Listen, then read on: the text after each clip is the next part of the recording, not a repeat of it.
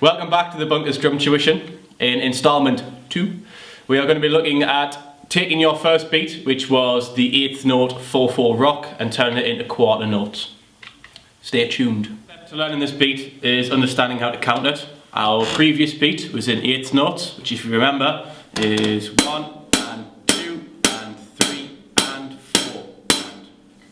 Now to play this in quarter notes, you're going to drop all of those ands and you're just going to play the numbered notes.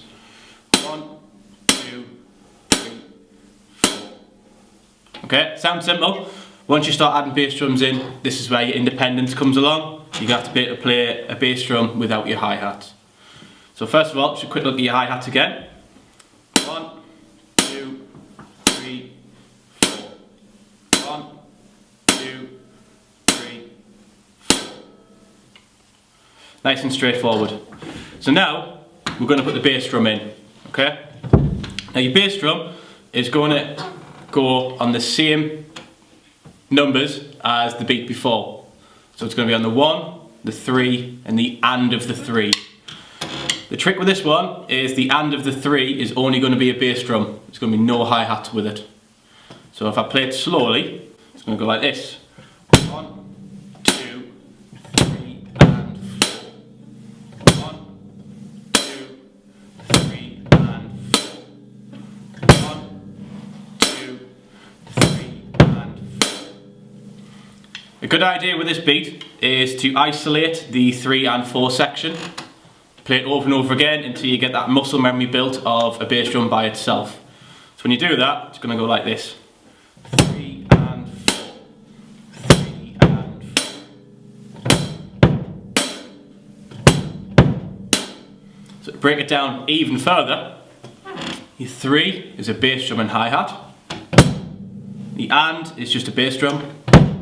4, hi-hat again. So one more time, 3 is bass drum and hi-hat, and just a bass drum, 4, hi-hat.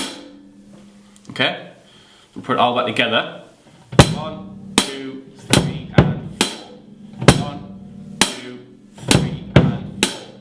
1, 2, 3 and 4. So finally, we're going to put the snare drum back in.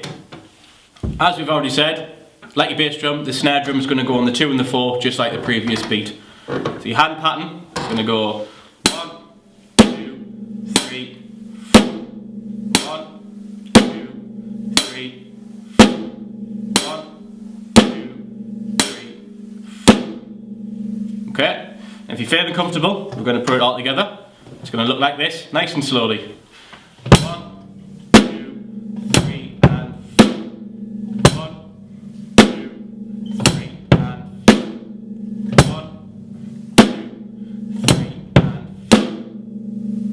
Okay, I'll do it one more time. I'm not going to count this time.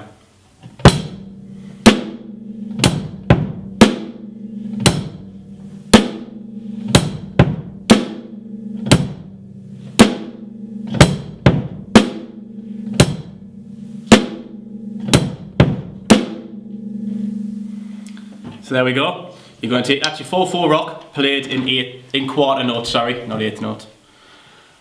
So with this one, it's going to build up the independence between your foot and your hi-hat hand. Up until this point, you've been playing your bass drum with your hi-hat every time. It's now isolating that bass drum to play it alone. Okay? This kind of beat will work up so you can play beats with more offbeat bass drums.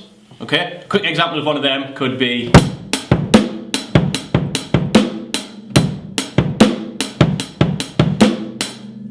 okay, so you've got that bass drum by itself without the hi-hats. Now that you've got the beat in quarter notes, if you're feeling adventurous, we're going to take it over to the ride cymbal. As you may notice, I'm not a usual drummer. I kind of play left-footed, right-handed. It's going to look a bit unusual. So when I play the ride cymbal, I actually play it left-handed. For all of you right-footed folk out there, this is going to be on your right-hand side, so just bear that in mind. So when you take over the ride cymbal, it's going to sound like this.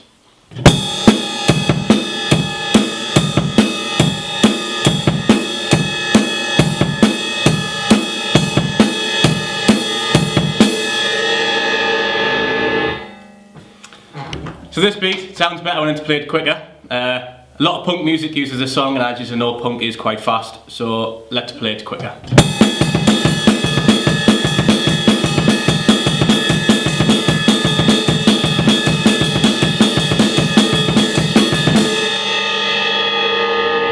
Nailed it! Action. So, if you're going to start using your ride cymbal, you need to look at the 3 playing surfaces that you have on your ride. The main part of the ride that you're going to play is called the bow. The bow is between here and here. Okay? Bow, if you look at the ride on the side, it's got a bit of a radius going on. Okay? So in the beat I've just played, it's all on the bow.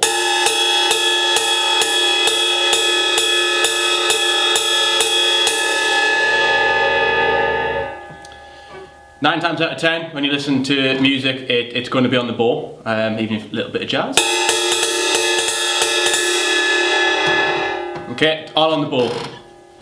The second most common one is the bell.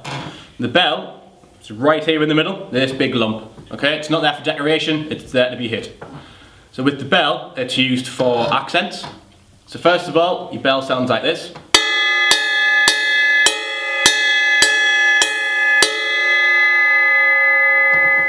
Okay, but you can use it to add accents to your beat.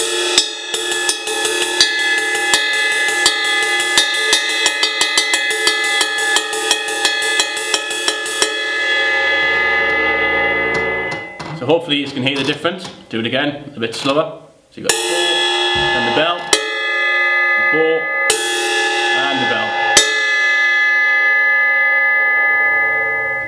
bell. So the last playing surface on the ride is on the edge. Now when I mean the edge, you're not going to hit with your stick like this, okay? This is how you break sticks and cymbals. You're just going to hit right on the edge of your cymbal. It's going to make a nice crash sound, and it's going to get louder the more that you hit it. So the edge of your ride sounds like this.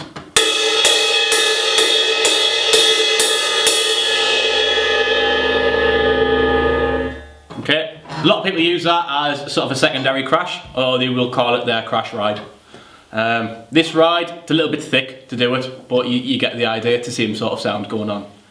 So there are your 3 ride surfaces. Right. So the next one that we're going to use is we're going to play it on the bell. The bell's going to add a lot of accent to the songs that you're playing. It's going to make it louder, a bit more in your face. So the bell is going to sound like this.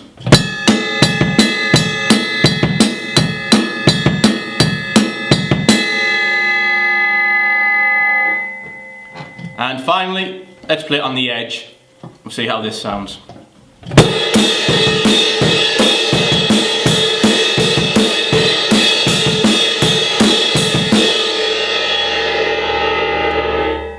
So you have it, your 3 playing surfaces in context. So thanks for watching. Hopefully you can take this to your kit and learn the quarter note rock pattern or punk pattern, whichever way you want to play it. Thanks for watching.